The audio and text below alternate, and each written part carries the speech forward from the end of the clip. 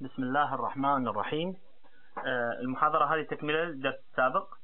الدرس السابق كان جافا اي او ابلكيشن 01 the download application وكان بارت 1.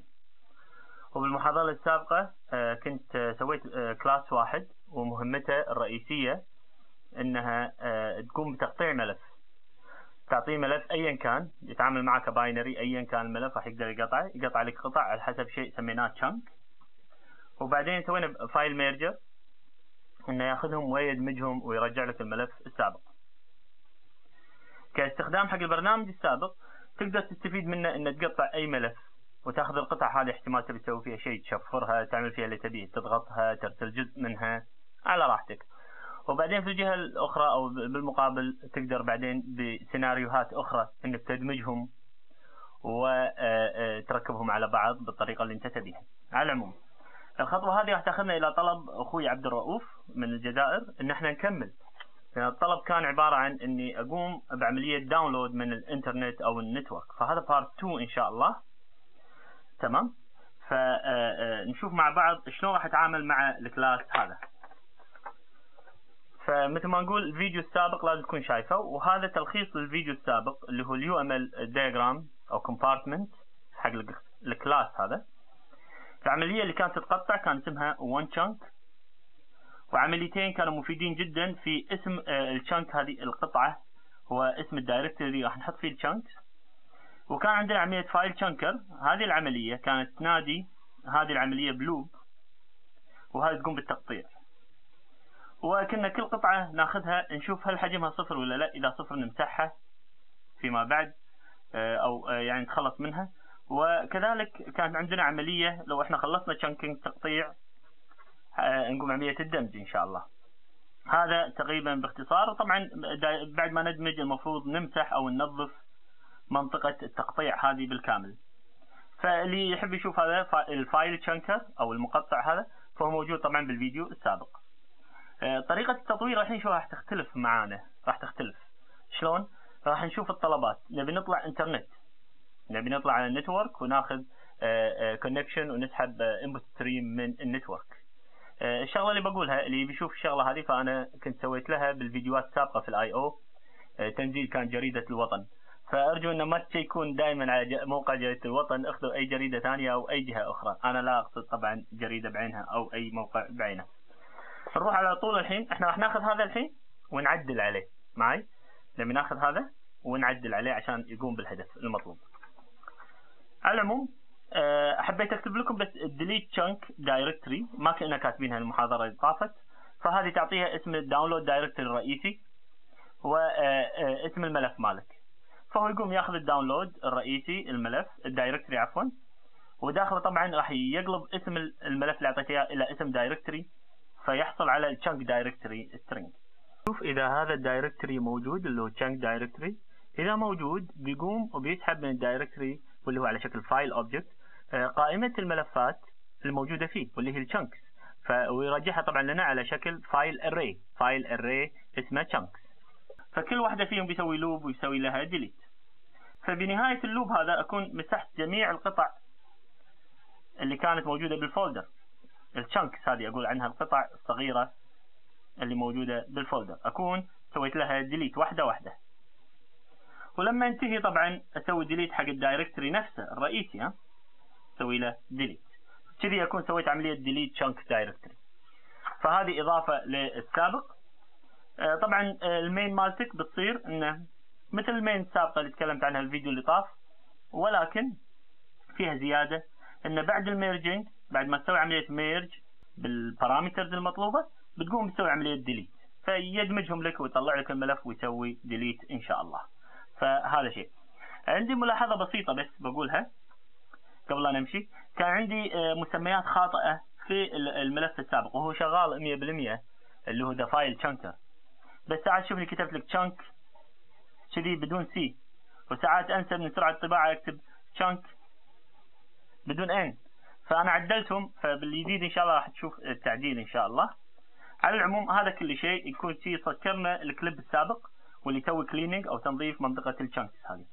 على العموم الهدف الحين لا، راح نعيد تسمية ملفنا من ذا فايل تشانكر الى نت فايل تشانكر، كانت ذا هني، بشيل ذا وبكتب نت فايل تشانكر. انزين شنو راح اكتب فيه؟ بالضبط نفس النسخة السابقة، ولكن الحين نبي واحدة واحدة نطور فيه. لاحظ العمليات الرئيسية، هذه العملية الرئيسية وهذه، هذين اللي المفروض نغيرهم. اني اشيك الشنك مالي انا حجمه 0 ولا لا، هذه ماشية ما في مشكلة. اني اسوي ميرجنج حق شنكس، هذه ماشية ما فيها الا العافية. ديليت دايركتوري نفس ما هي ان شاء الله. كذلك هذه وهذه، يعني انا اشوف ان هذه ما فيها مشكلة، ما احنا نلمسهم. فانا انصح انك تسوي نسخة من السابق وانت تشتغل عليه. لكن التعديلات الرئيسية بصراحة انا اشوفها مطلوبة في هذه المنطقة وهذه المنطقة فقط. اللي ياخذ الملف وينادي عملية شنك قطعة قطعة عليه، هذين الاثنين محتاجين نسويهم على النتورك بدل ما هم شغالين على الفايل سيستم نفسه. فنروح معكم خطوة خطوة. أول شيء حبيت أبديها معكم من المين ميثود. المين في السابق أو قبل شوي يعني كليب السابق كنا السورس نعطيه من مكان كذي. أنا سويت له كومنت، شايف معي؟ وغيرت الكومنت. خلاص لا، السورس باث راح يصير موقع على الإنترنت. طبعا في نهايته PDF فايل أو إيمج فايل أو أي فايل أنت تبي تنزله. تمام؟ فما أكتب الفايل هني، أكتبه بالفايل نيم هني. طبعا تقول لي حق 34 شفنا جريدة الوطن كانت شغالة بالتاريخ .pdf، هذه بس صفحة واحدة من جريدة الوطن، فما ينزل الجريدة كاملة، ننزل الصفحة رقم 34 بس. والباقي تقريبا ما حغيره. اللهم ديليت chunk directory راح اسوي له كومنت. ليش؟ علشان اشوف الشنك قدام عيني. احنا حاليا قاعد نطور، فلازم نسوي تيستنج، فلازم نشوف الاوتبوت، ما نمسحها على طول وما ندري شنو اللي صار بالضبط. فكومنت اللاين الاول واعد تعريفه مرة اخرى، كاهو شايف، بموقع على الانترنت. هذا بالنسبة حق المين. ننطلق بعدين نروح ان شاء الله داخل one chunk. انا قاعد اقول لك في عندنا تعديلات في one chunk، وابيكم يا جماعة تفهمون شيء هني في التطوير. انا ماخذ طريقة جماعة اللي هم نقول عنهم extreme programmers او extreme programming. الطريقة مالتهم شلون؟ خليني احاول اجرب، اشتغل، اعدل عليه، اطور فيه كذي. ما اخذ طريقة اني اجمع requirements واسوي study واسوي الشغلات اللي هي طويلة في اللايف سايكل في البرمجة، ولكن اخذ طريقة ان عندي شيء واعدل عليه واطور عليه واجدد عليه واعدل. فهذه بالنسبة حق البروجرامرز تكون عملية اكثر. انا ما انتقد طبعا الطرق الاخيرة الاخرى، بالعكس هي طرق قوية جدا، ولكن هذه الطريقة سهلة ومباشرة. فنشوف مع بعض اول شيء تعديل على one chunk. معلش الخط صغير شوي، بس بسلايد ان شاء الله بالسكان واضح معكم. انا مضطر عشان اشطب واوريك اللي صار. في السابق كنا بادين بالون chunk، وانه تبدي بالستارت ات، وهذا كله من الفيديو السابق. وهذا بفر انبوت ستريم، بفر اوتبوت ستريم. رحت شطبت السطر اللي يقول ان الفايل انبوت ستريم واللي يتعامل مع ملف ان ناخذه من السورس باث والفايل نيم. لا، هذا شطبته، سويت له كومنت. شايف معي؟ شايف الكومنت؟ وقمت حطيت سطرين زياده. طبعا هذا محتاج من عندك انك تسوي import حق جافا .net .star، فلا تنسى تسوي import في بدايه الكلاس عندك. على العموم سحبنا اليو ار ال باسماء الفاريبل هذيله. شوف معي، وجيت كونكشن اللي هو اليو ار ال كونكشن، وهذا كلام موجود بالفيديوهات السابقه. فهذا اول شيء. فخلاص الحين راح يسحب الملف من النت. رقم 2، البفرد انبوت ستريم كان ياخذ الفايل انبوت ستريم اللي انت كنت عرفته هني. شايف معي؟ فهذا خطأ. المفروض ياخذ من، فعرفته مرة أخرى. شوف سويت الكومنت وعرفته مرة أخرى هني بأنه ياخذ اليو ار ال كونكشن انبوت ستريم. هذا أهم شيء. فالحين كذي هذا المفروض إن شاء الله ما في إلا العافية وشغال معك لو أنك أنت قمت ونفذت إن شاء الله معي. ولكن راح تشوف مشاكل، واحنا على حسب كل مشكلة راح نحاول نكتب الكود اللي يصلح ان شاء الله. فشوف معي، عدلنا بدل ما نستخدم فايل انبوت ستريم وبفر انبوت ستريم ياخذ الفايل انبوت ستريم، لا هني ما راح نسوي الحركة هذه. راح نسوي يو ار ال يفتح كونكشن، وبعدين الكونكشن هاي يو سي بناخذه، وهذا اللي يعطي البفر انبوت ستريم ان انبوت ستريم، وبعدين نسكر طبيعي مثل الكود السابق 100%. بنشوف مع بعض مشكلة. بسم الله. المشكلة الأولى، عشان أنزل ملف حجمه 23 ميجا واللي هو كانت جريدة مالت اليوم هذا، تمام. الظاهر ثقيله وايد الجريده. على العموم استغرق الامر تقريبا معي في الكود السابق اللي انت شفته معي نص ساعه تقريبا. انا اقول لك يعني بالضبط هذا الرننج ثاني عشان ننزل هالكميه من الميجا بايت. هذه ميجا بايت، فهذا شيء غير مقبول ابدا. السبب فيه، السبب معروف ان شاء الله، راح تشوف معي السبب. السبب في المشكله السابقه، يعني في الواقع عندنا الانبوت ستريم يفتح اتصال جديد مع الموقع المراد. يعني مثلا هنا موقع الوطن مثلا، الوطن، وهذا موجود طبعا بالانترنت.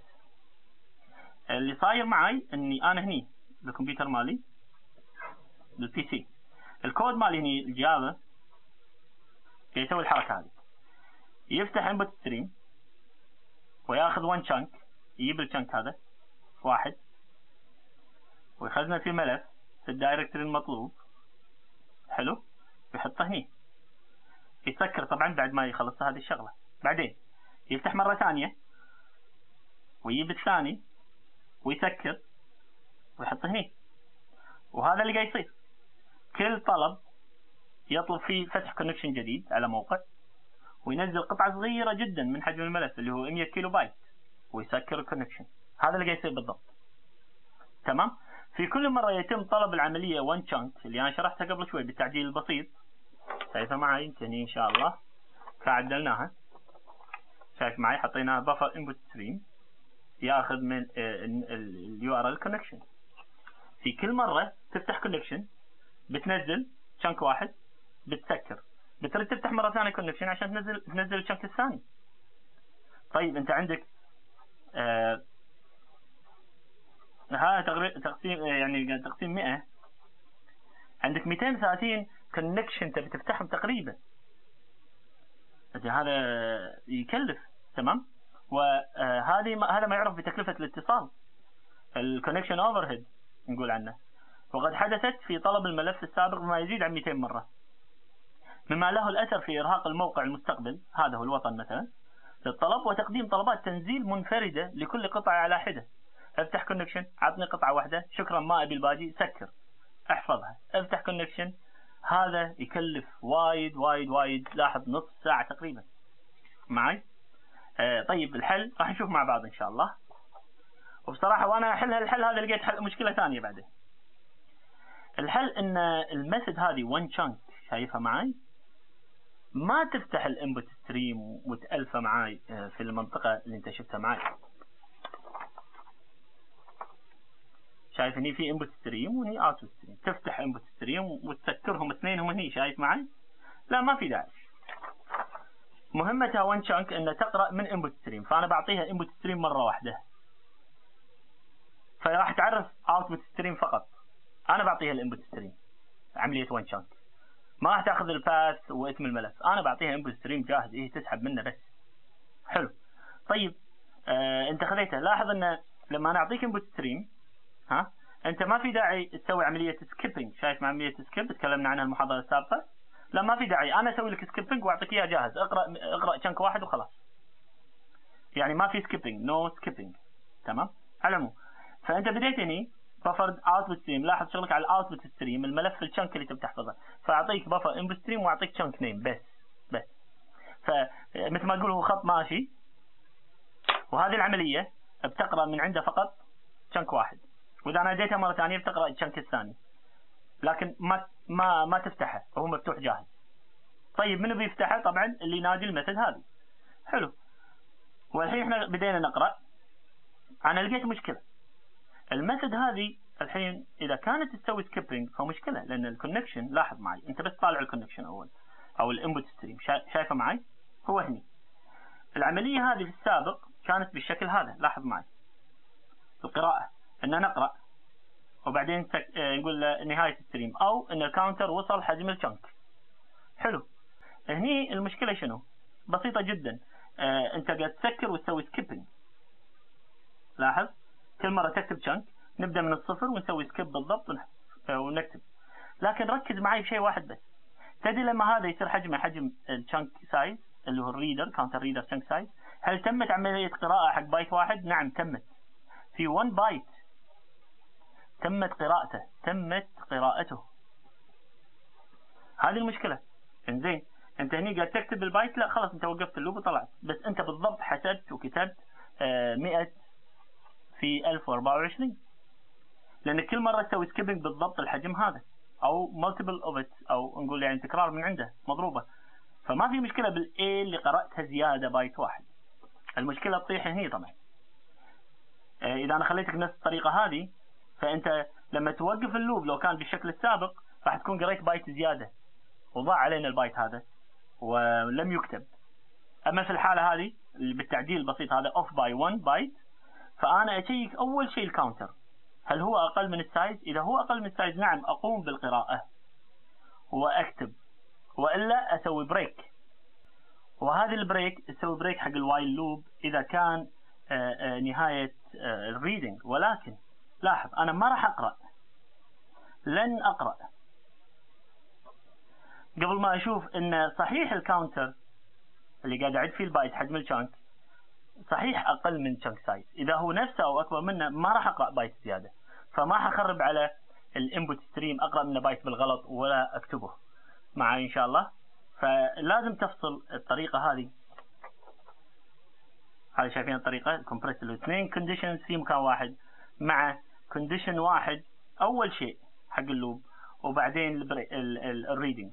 اذا وصلت نهايه الريدنج وبعدك ما خلصت الشانك سايز راح يسوي بريك حق الوايل لوب هذا، فلا تحاس ان شاء الله. تمام. اذا ايش حق يعني هذا الشكل غير الوايل القديمه، هذا باللوجيك بالمنطق. انت هني راح يصير عندك قراءه زياده بالشكل هذا، وراح تطلع معك بايت قريته وما كتبته معي، بايت قريته وما كتبته لانك انت وصلت حق الكاونتر سايز. لكن هني ما راح تقرا البايت حتى يكون الكاونتر سايز صحيح معك او قيمته صحيحه. نعم. على العموم نسكر اللي احنا فتحناه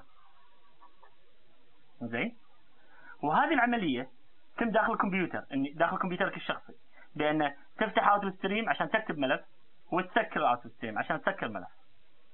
لكن انك انت هني تسكر الانبوت ستريم لا طبعا، ما نسكر الانبوت ستريم، خليه مفتوح عشان النداء الثاني. وهني طبعا اذا في اكسبشن فانا قاعد اكتب لك المسج مالته فقط عشان لا يكتب وايد شغلات في الصفحه. اتمنى الفكره تكون واضحه. الانبوت ستريم ما في مشكله مفتوح على طول، الميثود هذه تيجي زياره عليه تاخذ من عنده تشانك وتسكر فقط. تمام. هل في سكيبنج هني؟ نو سكيبنج، نو سكيب، ما في سكيبنج معي ان شاء الله. اتمنى تكون واضحه.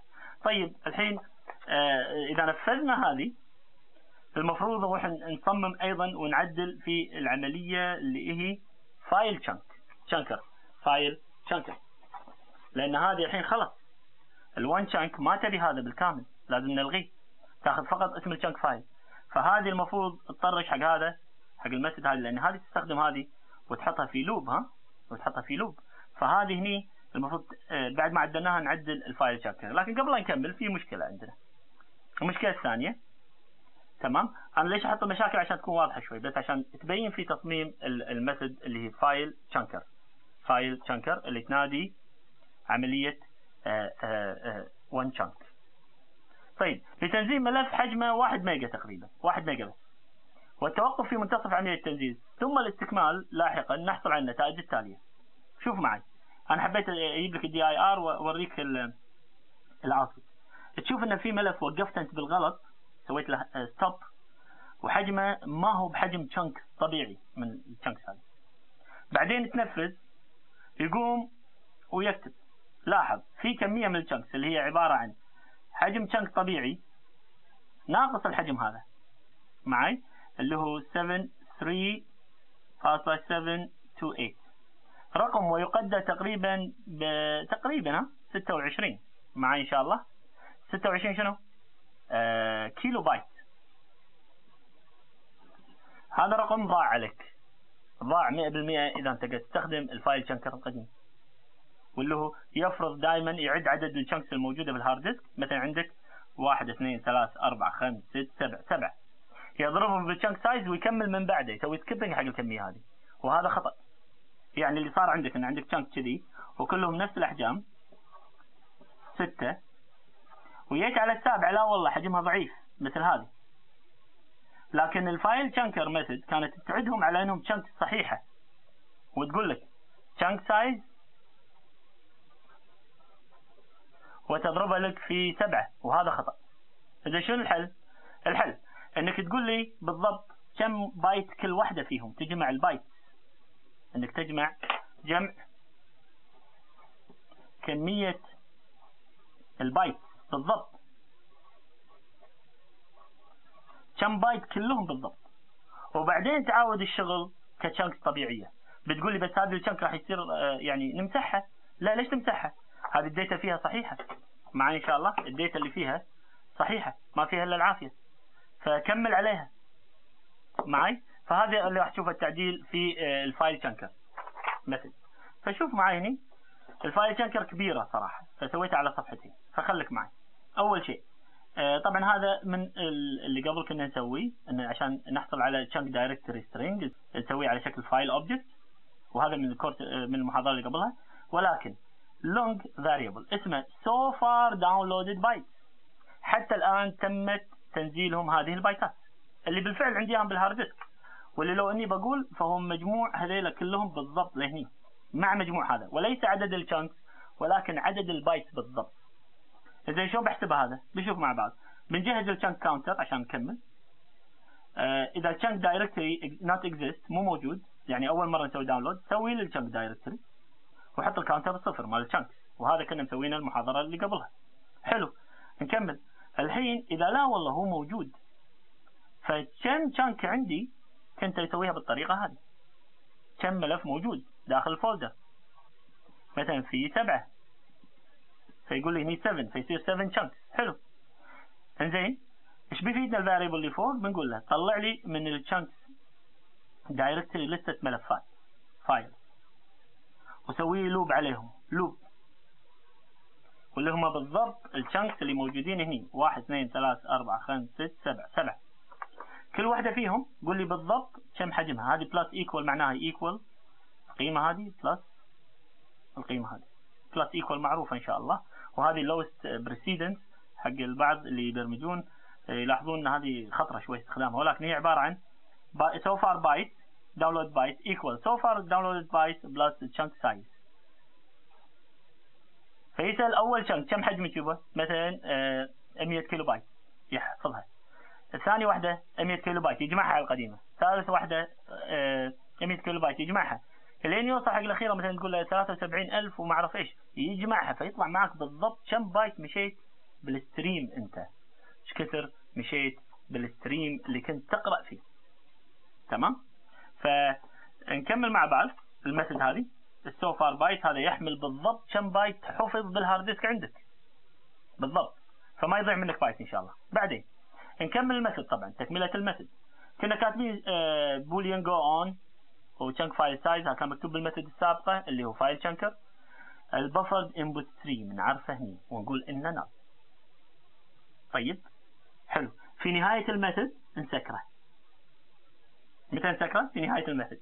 حلو، طيب طيب كانت ميثود one chunk في السابق، تمام، هي اللي تفتح الانبوت ستريم، وقلنا هذا بطأ العملية. تمام، رحنا عدلنا عليها، عدلنا على one chunk.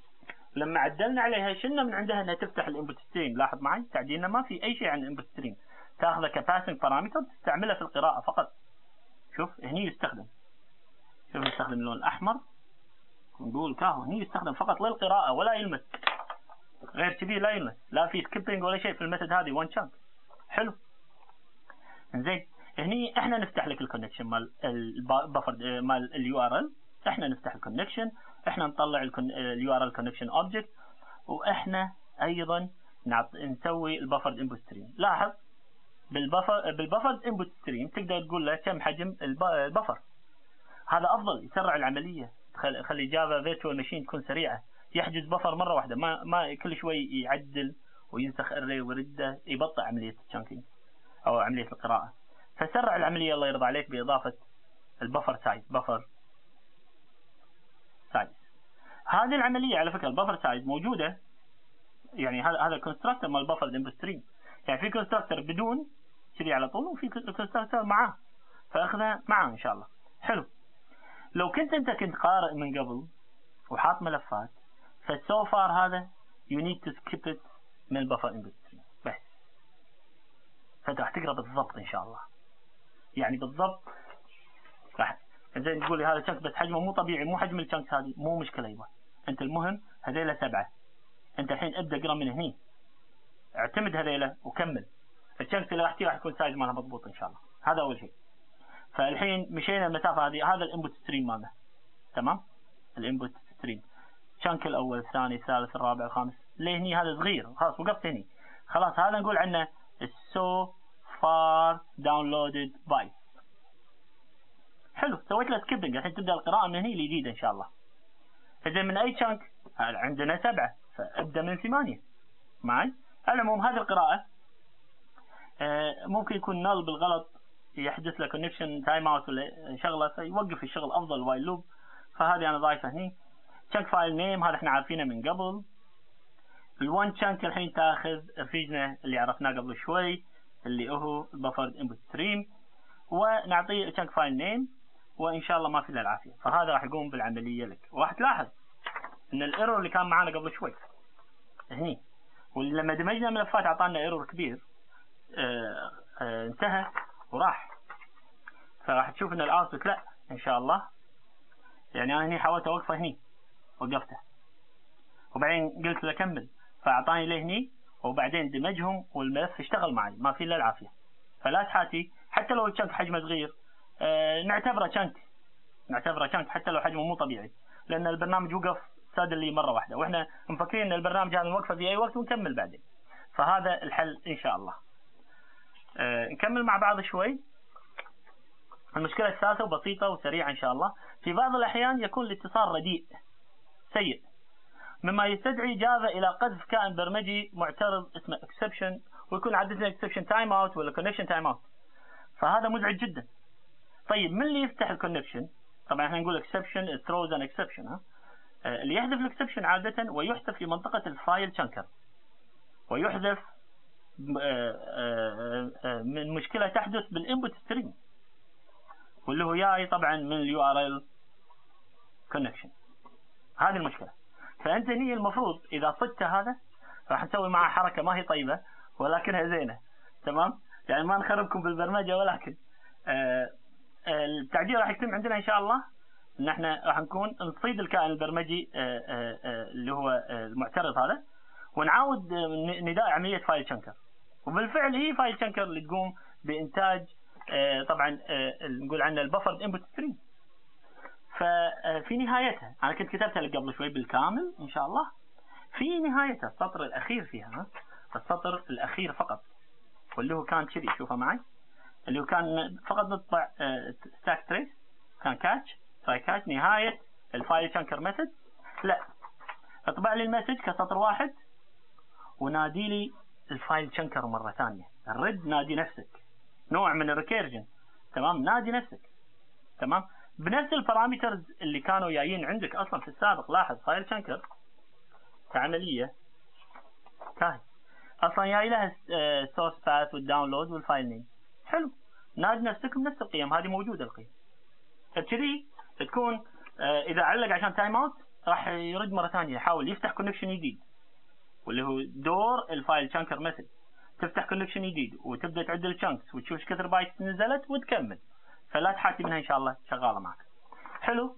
بالنسبه حق المين عشان تشغل برنامجك ان شاء الله بالمين نفس الكلام. طبعا هذا احنا لغيناه وخلصنا من عنده. لا تسوي ديليت عشان تشوف التنفيذ مالك ان شاء الله، فتشوف البفر اللي هو الشنك دايركتوريز قاعد تنزل معك ان شاء الله. تبي تمسحهم عشان تكون عملي اكثر ممكن. وانا بصراحه جربتها، نزلت من جريده الوطن تقريبا 4 شهور، صراحه تومش على سيرفرهم يعني.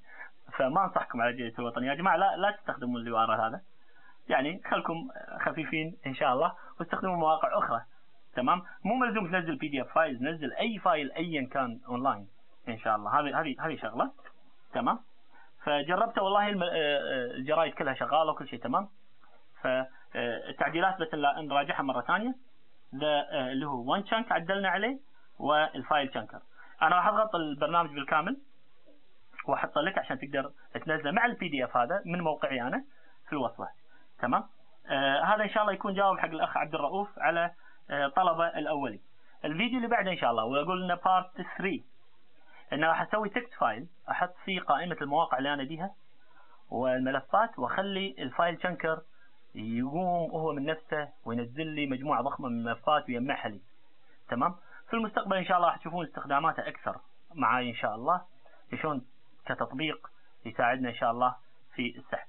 كتلخيص بسيط، كنا في السابق هذه الميثود هي اللي ترتبط بالانترنت في بدايه الكود يعني وتسحب. الحين لا، احنا رفضنا ان هذه ترتبط وتركنا الفايل شنكر هي اللي ترتبط بالانترنت، تسحب البفرد انبوت ستريم، وهي راح تنادي هذه، وصار دور اللي هو وان شانك انها تحفظ فايل في الهارد ديسك فقط، وهذا هارد ديسك دورها انها تحفظ فايل في هارد ديسك. فان شاء الله تكون واضحه الفكره. فتعديلات تمت عندنا ان شاء الله، غيرنا اسمه الى نت فايل شنكر وليس ذا فايل شنكر. التعديلات صارت هذه الميثود وهذه الميثود تغيروا، فلاحظ صارت تستقبل بفرد انبوت ستريم، والتعديل الداخلي فيها كبير، وهذه تعديلها ايضا صار ضخم شوي. ولاحظوا بطريقه البرمجه هذه ان احنا عدلنا على بعض المشاكل، يعني كل ما نبرمج نشوف مشكله نسوي لها تيستنج ونعدل اكوردنجلي، كل ما تطلع مشكله نعدل على الحيثيات اللي تطلع لنا والمستجدات معي ان شاء الله. فهذه الطريقه بالبرمجه مفيده وحلوه، بالعكس تعطي خبره ان شاء الله. تمام. فالفيديو اللي جاي ان شاء الله على طول ما راح اطول فيه، استخدام قائمه من تكست فايل تنادي الملف هذا، وهذا يقوم ويخلصنا يسحب لنا ارشيف كامل، وان شاء الله ينفعكم ويفيدكم. واتمنى اكون جاوبت حق الاخ عبد الرؤوف ويعطيه العافيه على المراسلات الطيبه معي.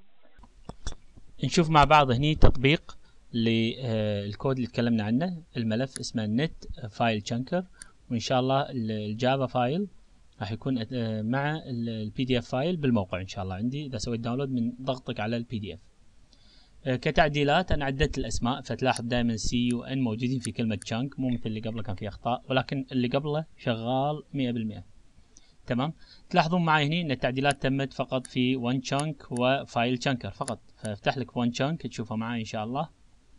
لاحظ معي خلاص بيك بفر انبوت ستريم، بناخذه ستريم جاي من برا، بناخذه على طول مثل ما هو ونقرا منه فقط، ما نلمسه ولا نسكره ولا شيء في الميثود هذه.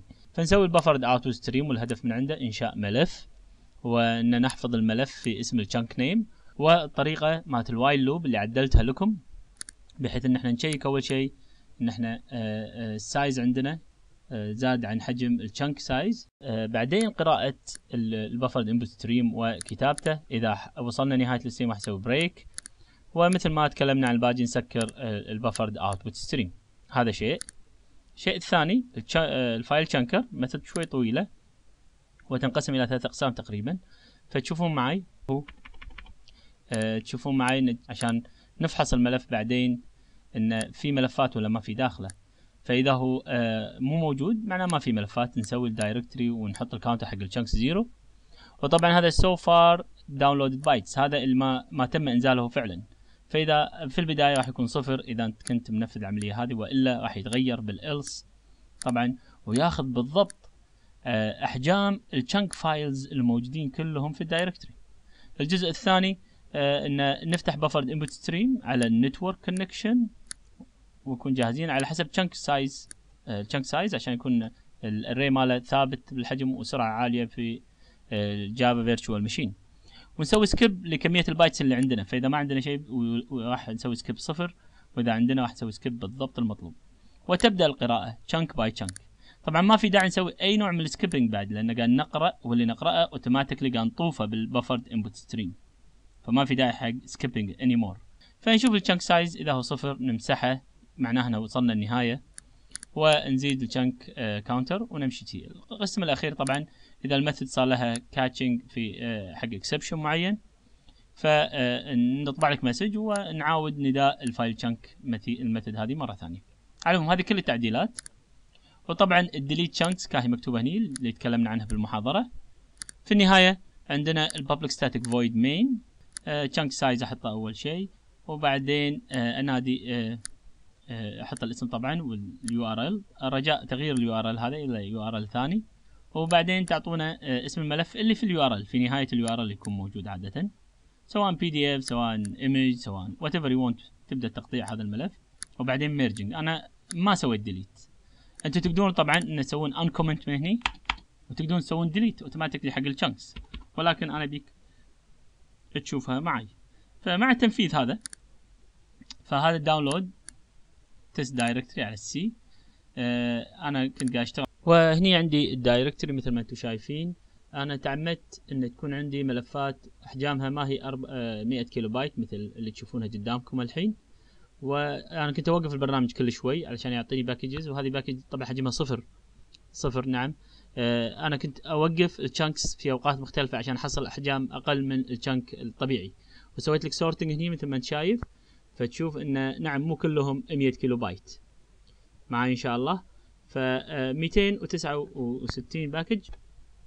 ونشوف مع بعض الداونلود.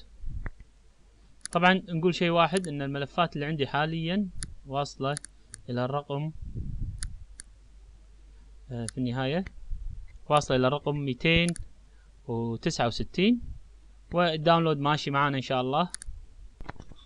وبعدين تشوفون معاي انه تم تنزيل باقي الجانكس، والاخير 20 كيلو بايت. فنروح بعدين على تيست ونشوف هني بعد الميرجنج اللي تم نفتح الجريدة ان شاء الله، وانا اصغرها لكم هني فتشوفون معي الجريدة كاهي مضبوطة ان شاء الله شغالة. وطبعا شلون تعرف ان العدد البايتس مضبوط؟ الا انك تنزل في النهاية لاخر شيء.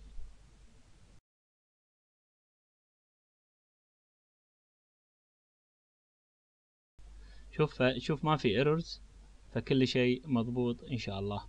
تمام. ويعطيكم العافية على حسن الاستماع.